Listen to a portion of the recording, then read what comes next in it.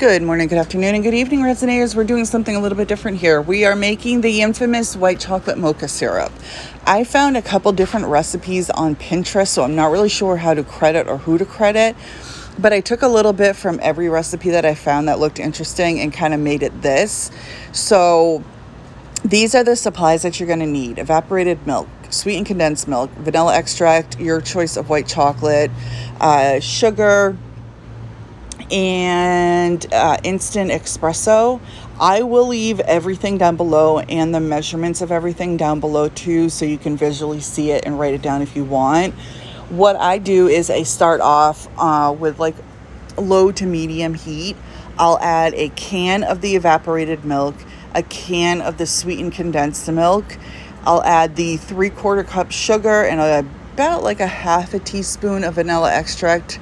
Again, you can kind of play with the recipe a little bit to get it to where you like, but I'll add those first, warm that up, kind of thin it out, because the sweetened condensed milk, as you can see, is very thick, and I love this one. This one is perfect. I'm not even going to try to pronounce the name because I will butcher it, and I don't want to offend anybody.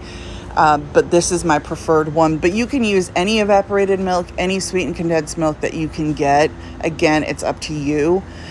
I do add a dash, probably like a tablespoon of heavy whipping cream into it in a minute. And that's so I can just get like the sugar out of this. But here I am dumping the 3/4 cup.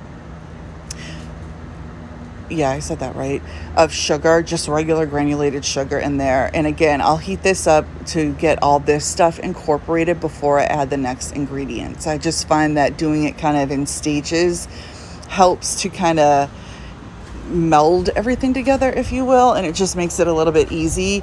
Plus, I'm using like a medium saucepan, so I don't have like a ton of room for anything.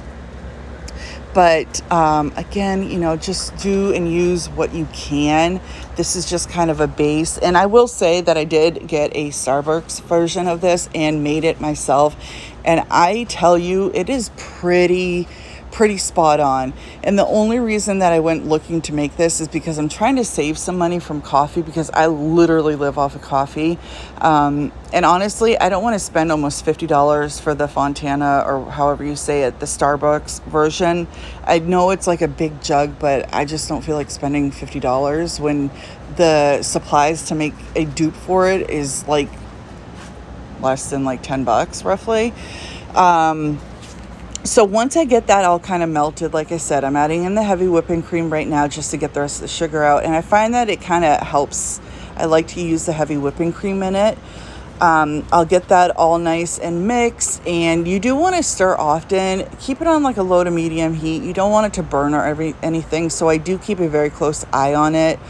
And once everything is kind of melded in, then I'll go ahead and add in my white chocolate. I like to use the Ghirardelli. I'm sure I'm saying that wrong. I'm sorry if I am.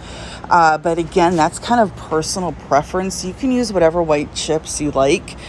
I use like the melting wafers or whatever, because they melt down a lot easier than the morsels. But again, whatever you like, it's up to you.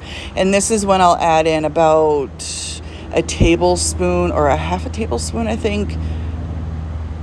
What is it? Yeah, a half a tablespoon of the instant espresso, and that kind of kicks back some of the sweetness and gives it a coffee-like flavor. And I do want to find a different way of adding this, because it does kind of come clumpy because the mixture isn't like super hot. So I'm wondering if I like heated up a tiny bit of either like the whipping cream or something and added the chocolate or the espresso into that, if that would help to incorporate it. But again, it's fine. 98% of it melts down, so it's totally fine. And then once I get that mixed up, I'm going to take my fork and just kind of break up some of the little pieces. This was the only instant espresso powder that I could find.